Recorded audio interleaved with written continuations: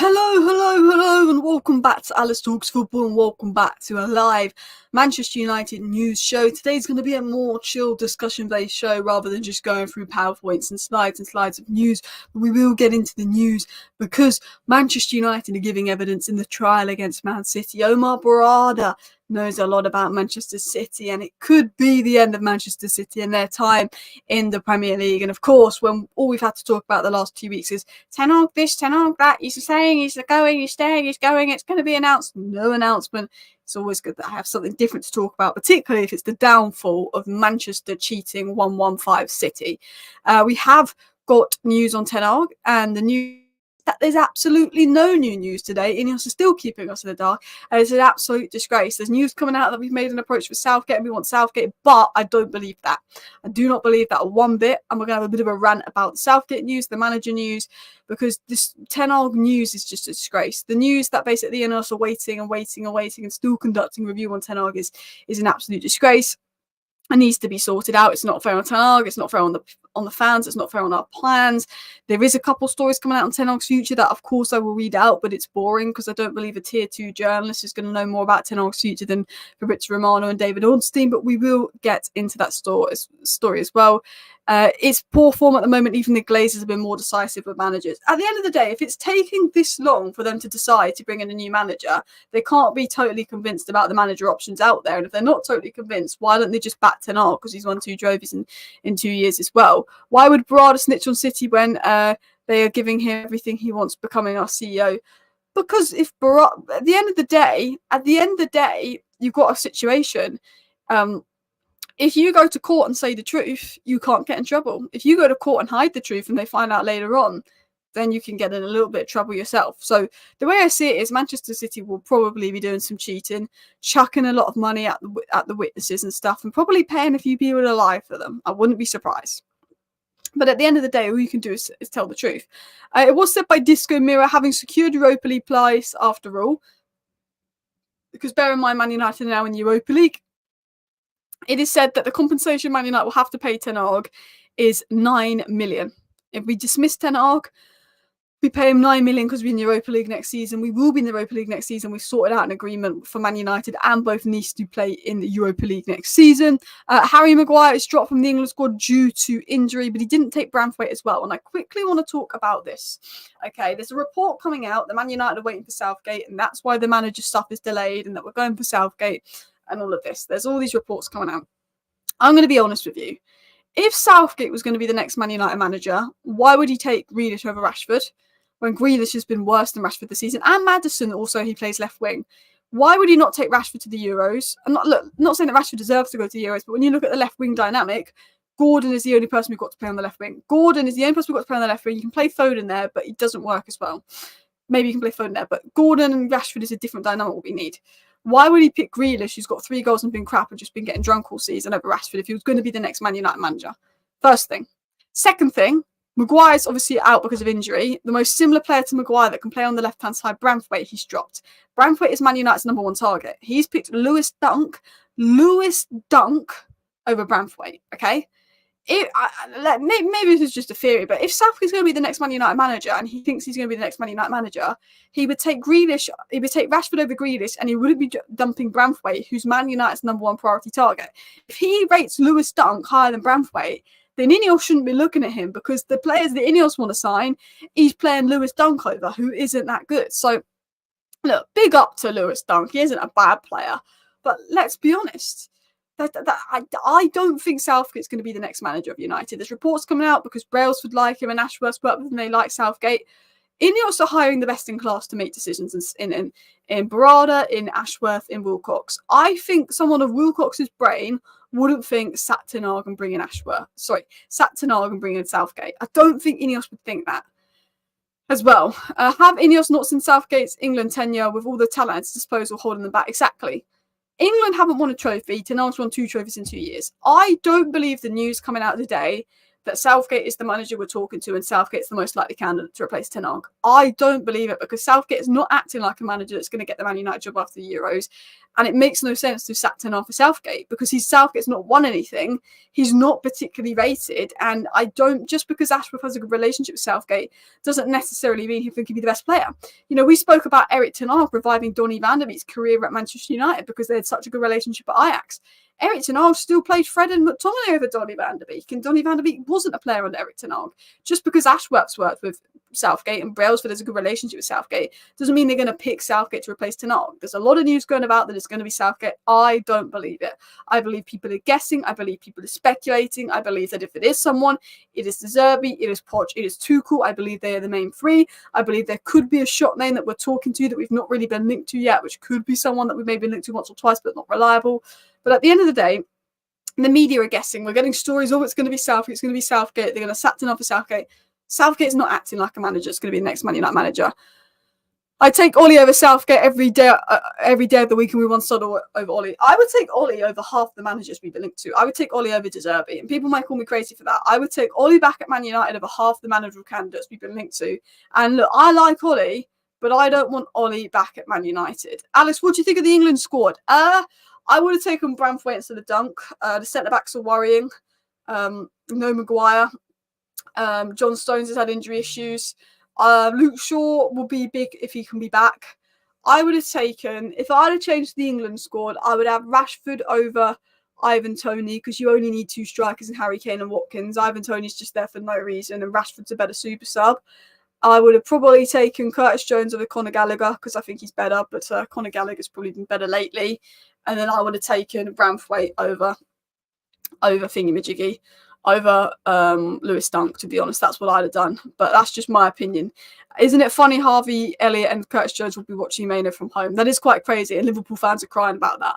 Liverpool fans are now trying to say things like, oh, Wharton's clear of Mano, because they're so annoyed about Mano. It's quite funny. We've got an update coming in from the United Muppeteers that I want to get into, and then we will talk about more manager news. Big up everybody in the chat. Please do hit that like button. Of course, subscribe down below if you're new. Share the video and all of that as well. But we've got news on Branthwaite. We've got news on stories. And this guy's done an update on what sort of the United Muppeteers have said. And I always get into this guy on Twitter because he gives all the updates short and sweet for us. He said this. The United Muppeteers have said this in regards to United news. Highest priority continues to be Branthwaite, with talks with Everton coming to a reasonable price of around 50 million. Okay, 50 to 55 million. 50 million is a done deal. I think if Branthwaite's available for 50 million, it's a done deal. Considering that Branthwaite's not going to the Euros, this is one to watch. And I think considering Southgate is not picking Branthwaite for the Euros over Konza, Gay and all of that, that also says Southgate's not a manager. We were watching Inacio for a year now, and we were in talks with the representative of Branthwaite, Euro and Inacio. I think we're probably using Inacio to speed up Branthwaite, and I think Branthwaite for 50 million could likely happen. It said once the manager situation is resolved, it's going to be easier to move for players. For Neves, the problem's the price. Man United did put in a 51 million bid for Neves. That was actually confirmed that they did by a reliable agent, but obviously Benfica rejected that, and Man United aren't going to bid any higher for João Neves, but they like him. So the problem with João Neves is the price. There is real interest in Hulman, and James said it's probably true that what Nuad and Amrabat said about Casemiro, which is that Casemiro had a drop because Amrabat was picked over him in the final, is some of the stories coming out here, and that Chelsea are pushing for Elise and want to get it done. If Chelsea land Elise, Manchester United will go for Desiree Doue apparently as well, where he said Doue is being looked at as a potential signing. Review should be finished this week. He didn't get any info on the changing stance of Ten Hag, but the same is that it's likely to leave. He thinks the final decision is going to be tomorrow. So the Muppeteers think there'll be a decision on Ten Hag tomorrow. Doue's who will look at if we don't get Elise, and we're going to talk in more detail about Doue because Chelsea are pushing for Elise. Casemiro was dropped and not injured. There is an interest in Hulman for DM. We did put in a bid for Neves, but we won't pay what Benfica want for him, but we generally want João Neves. When the manager situation is resolved, it will be easier to move the players, but the highest priority is Branthwaite, and talks are going on with Everton. and it could come to a reasonable price of 50 million. Branthwaite for 50 million, that's fine. Branthwaite for 60 million, absolutely not. Better fish in the sea. I like Branthwaite, but he's not worth more than 50 million pounds. We all know that. He's not worth 55 million, but if you're desperate, you get him for 55, but he's not worth that. So we do have some interesting updates coming in there from the Muppeteers. I'd rather Bakayoko or Nico Williams if we miss Elise. I like Desiree Doue, and I think he's got Ballon d'Or potential, but he is predominantly a left winger.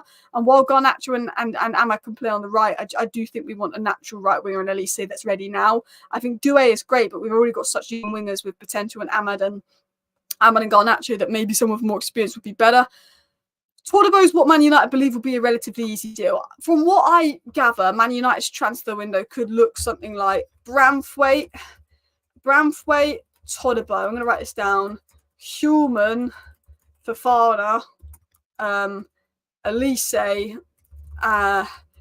backup striker, and left back. That's what I think you could look at. You could be looking at potentially 7 signings. I think we get 5. But I think Branthwaite and Todibo will be the 2 centre-back signings we make if all goes to plan with Man United as well. Honestly, United is so draining at the moment. Doue has shown higher potential than Elise and Nico, etc. Doue has Ballon d'Or ceiling. There's no doubt in my mind that Doue has Ballon d'Or ceiling. We do have a lot of young players, and maybe having the Premier League experience that someone like Elise would bring to United would be different. But Doue generally has like a Ballon d'Or ceiling. He's a top class player as well. Alice, do you think England will win the Euros? I did do a predictions video on Aquila Football, second channel, of who I thought would win the Euros. And I'll be honest with you guys, sadly, it was not England who I think are going to win the Euros as well. Got 93 likes, people. I do want to get into the Omar Berrada news. I do want to get into news on Ten Hag. I do want to get into some stories, but I just wanted to get through those updates by the Muppeteers as well. Has to be balanced of kids and finished articles. Too many young raw talents struggle initially. Look what Chelsea did. They kept signing all these young players and they didn't have enough experience and it cost them. You're absolutely right. An attacking force of Rashford, Garnacho, Elise and Lacey with Ahmed and Højlund and another player as a title winning front line. Potential-wise, absolutely. Potential-wise.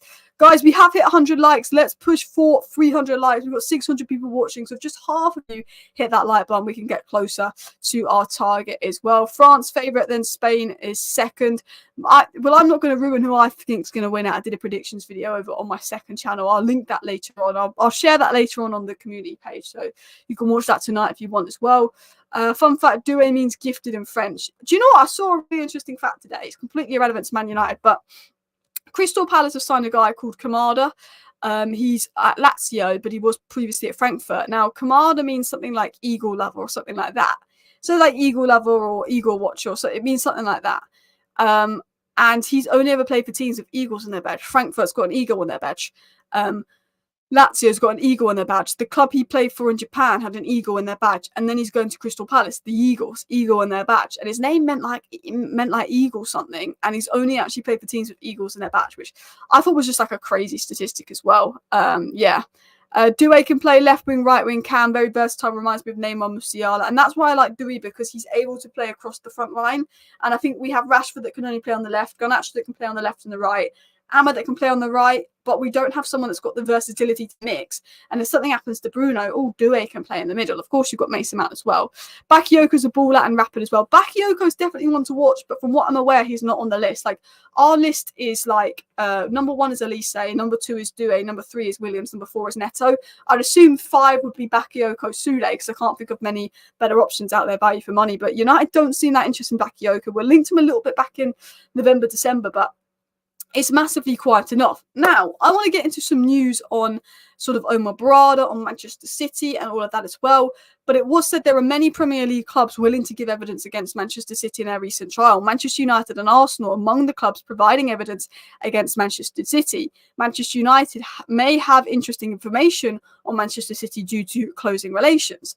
Manchester United are one of the teams that are very open and against sort of Manchester City and what they're doing and trying to stop Manchester City changing the rules. Newcastle, Chelsea and Aston Villa are in support of Manchester City, but United, Arsenal and Liverpool and Wolves, interestingly, remain those against Manchester City, with Manchester United taking the stand and giving evidence. Now, interestingly, Omar Berrada may be one of those asked to give evidence, having formerly worked at Manchester City, and he's got a job to do as well.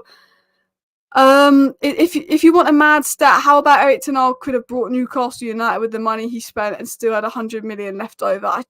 Could he? How much did Newcastle United cost? How much did Newcastle United cost? Because obviously Man United would have costed 6 billion. 305 million. So they only had to pay 305 million for Newcastle when Jim Ratcliffe had to pay 1.5 billion to own 25% of Man United. But the Saudis only had to pay 300 million to buy Newcastle. That just shows you how big we are. That just shows you how massive we are as a club as well. That's crazy as well. Can Berrada get in trouble? I actually don't really know anything about the legal laws and all of that. I just read stuff off Twitter and do my own research. So I couldn't tell you if Berrada's going to get in trouble, but there is rumours that Berrada would have evidence against Manchester City. And I think in court cases, now I'm not an expert, but sometimes people that can get in trouble won't get in trouble if they give evidence. You know, like let's say there's one really evil guy and then a couple of people that I've worked with him that have done minor crimes. Sometimes they're willing not to prosecute the people that have done minor crimes if they can give info to put away like the really evil guy. So I assume it's probably that kind of sense as well. Did you know there's more England players from Crystal Palace than any other team as well? There's 4 England players from Crystal Palace, 3 from Arsenal, 3 from Man City, 2 from Chelsea, 2 from Liverpool, 2 from Villa, 2 from United, 2 from Newcastle, 4 from Palace, which is absolutely crazy. Fair play to Palace. I tell you what, this is a very good time for Crystal Palace because they got 4 of their players in the England squad. What an exciting Euros it's going to be for Crystal Palace fans as well. Interestingly, news. This is an interesting story. Now, look, it's manager news. Manager news is boring. Manager news doesn't always seem the most credible. But this is apparently Manchester United's leading candidate to replace Ten Hag. This has come from a credible source. No one really knows what's going on with the manager, but the Muppeteers have broke just now that Mauricio Pochettino is leading the race to be appointed as Manchester United manager if they sack Ten Hag, not to Tuchel. It was said that Tuchel was second to a name that they didn't name. They said they've got their number 1 choice and Tuchel's number 2. So they're now coming out today and saying that if they sack Ten Hag, Pochettino is the favourite, which I like Poch. He's a decent manager. And Poch over Southgate any day. Poch over De Zerbi any day. But is it really worth sacking Ten Hag for Poch when what has Poch won? Let's be honest. I'm not against Poch at Manchester United, but what has he won? Do you know what I mean? What all Poch does is work well on a crap budget and not had any backing for 2 years under Daniel Levy. Less INEOS want to be like, let's not spend and we'll get Poch in. Look, I'm not against Poch coming to United. He's not a bad manager, but he was my second choice to Ten Hag 2 years ago as well. He's better than Southgate. I'm almost at the point now where I don't even care what INEOS do. I just want a decision because it's gone on for so long. But the Muppeteers are broken right now that Pochettino is the leading candidate should Ten Hag be sacked. And obviously the Muppeteers, very credible source of information. Media will get it right if it's announced. I mean, at the end of the day, I think INEOS are very quiet on what they want to do in regards to actual business and stuff as well. But yeah, it's crazy. Alice, don't you think football is mad? Adam Wharton was playing for Blackburn 6 months ago and now he's in the Euro squad.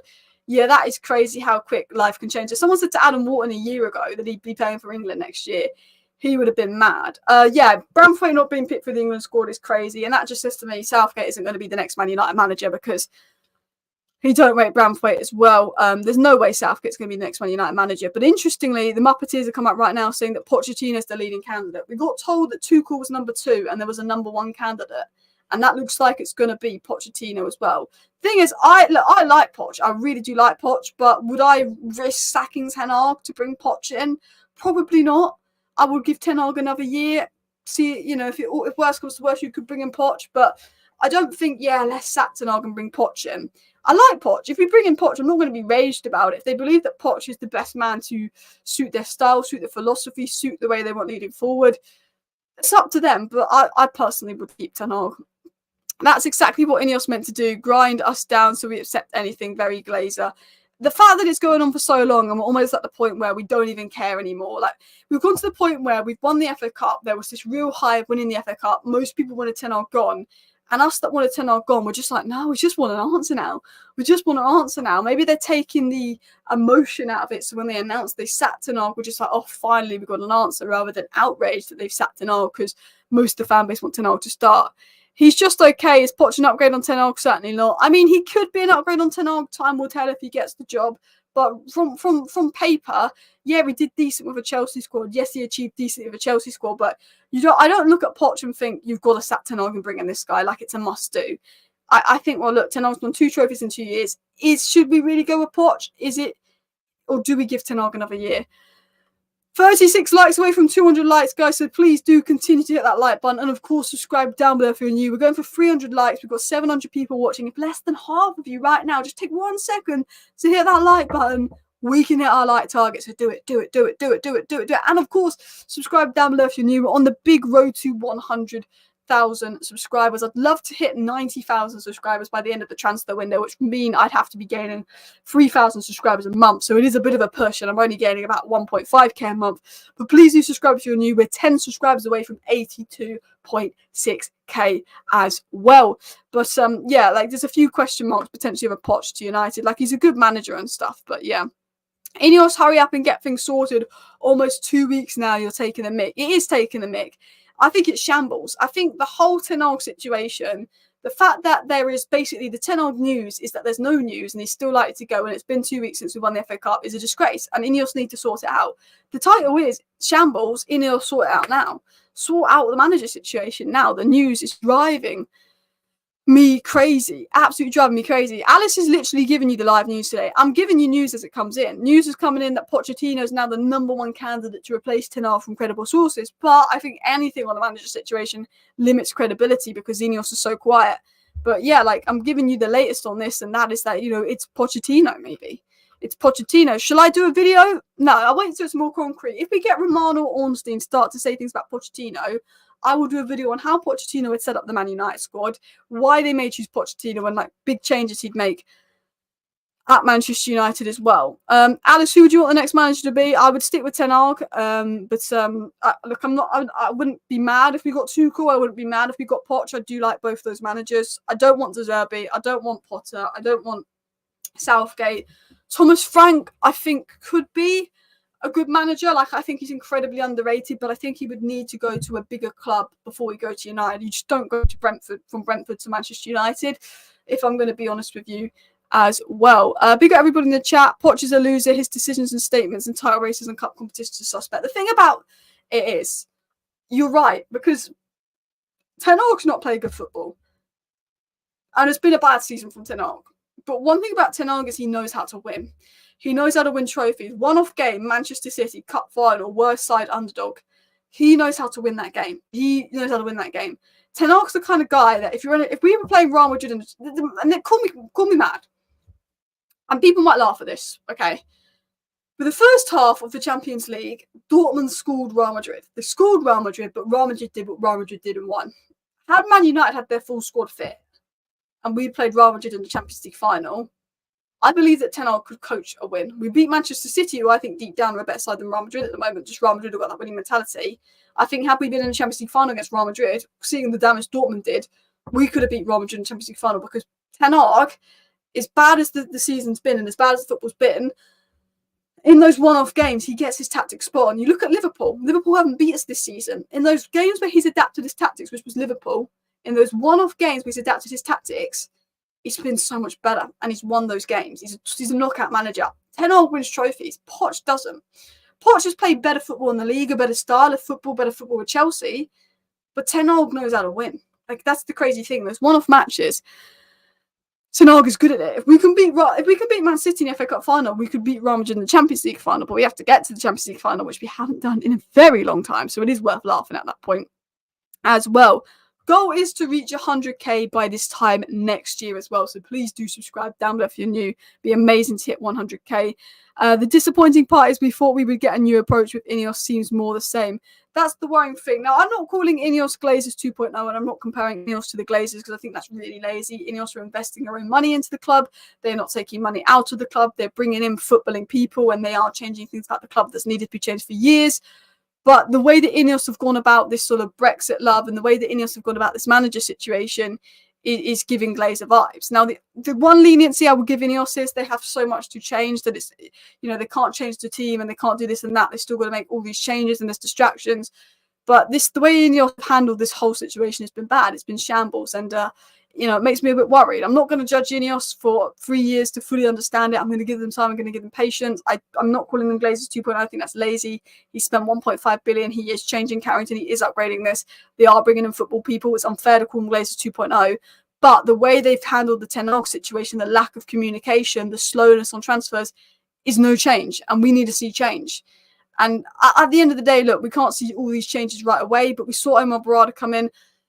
We saw Dan Ashworth come in. We had a sneak of, oh, it's finally changing. We get to the transfer window and nothing's changing. We need the manager situation sorted so we can see a different approach in the transfer window. If we get Branthwaite for 50 million, I see that as a good thing because Branthwaite was 70 million. We've gone up for 50 million. Arnold would get Branthwaite for 70 million. Mercer would get Branthwaite for 70 million. If INEOS get Branthwaite for 50 million and his first choice, fair enough, because we would have gotten for 70 million under the previous people involved. You know, I want to see, you know, us getting players like Branthwaite for 50 million. But then as soon as we get Branthwaite, I want to see us getting Todibo. I want to see us selling players. I want to see us go for Elise. I want to see us making moves for a left back, a centre mid, a centre forward. I want to see us constantly working, constantly making moves, going on the pre-season with 3-4 new players and, you know, potentially get 1 or 2 later on because of the Euros. That's what I want to see.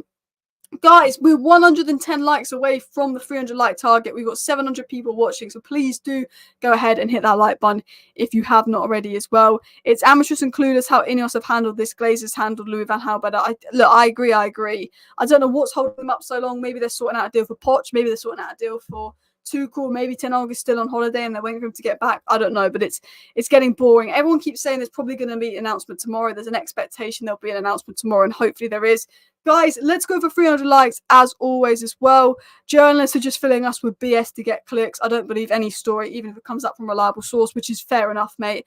Absolutely fair enough. What do you think about Thomas Frank? Just not ready as well. Like, I actually like Thomas Frank as a manager. I do, but he's not. Man United's too big of a step for him. Man United way too big of a step for him as well. United waiting on Southgate. I don't think we are. Southgate's not acting like a man that's going to come to United.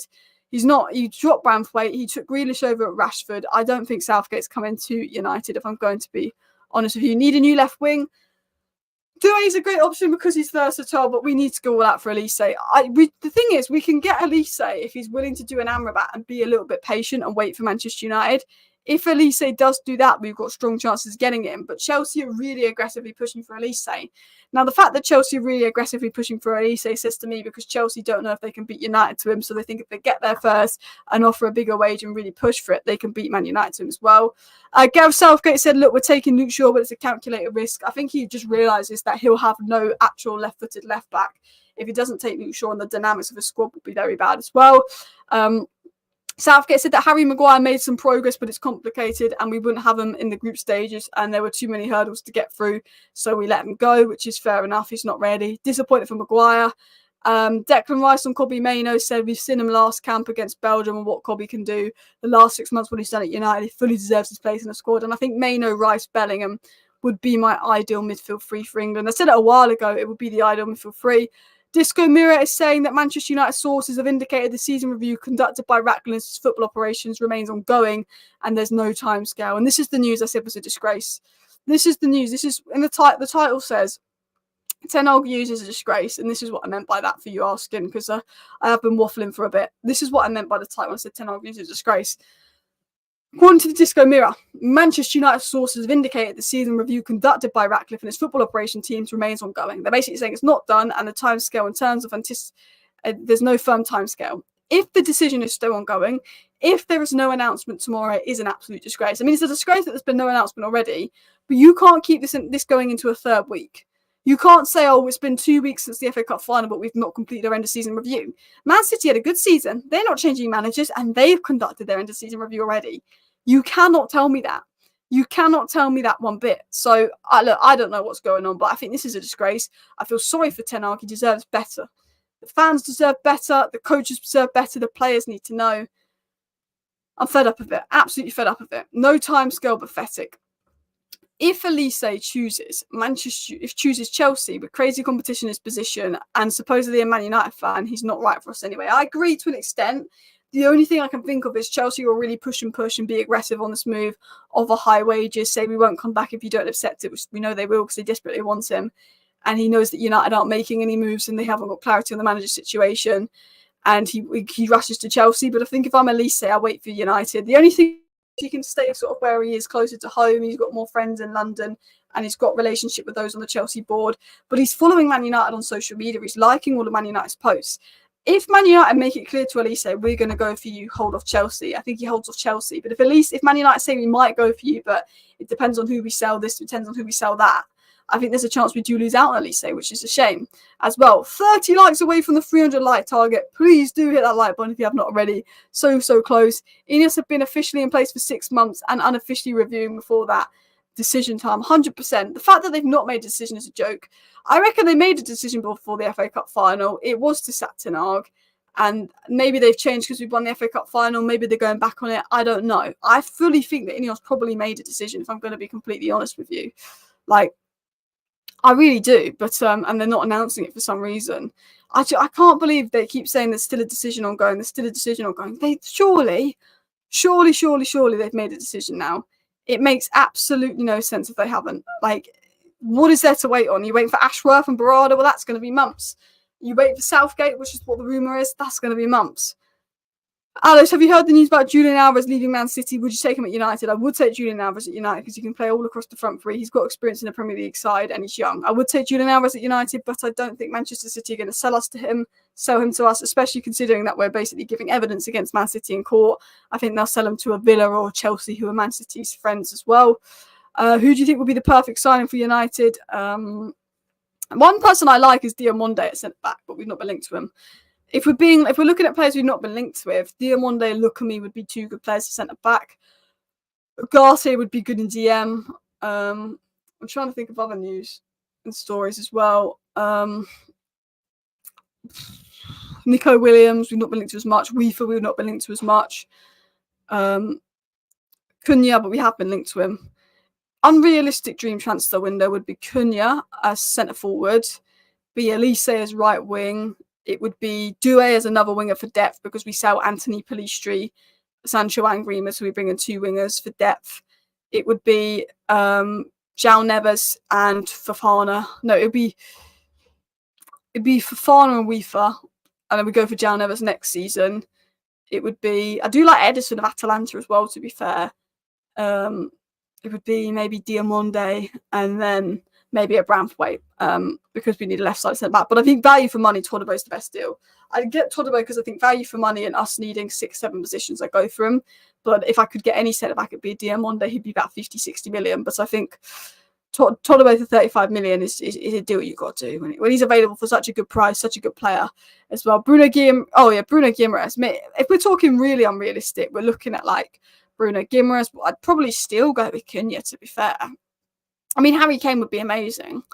I mean, we're looking really unrealistic, like Cunha or Harry Kane.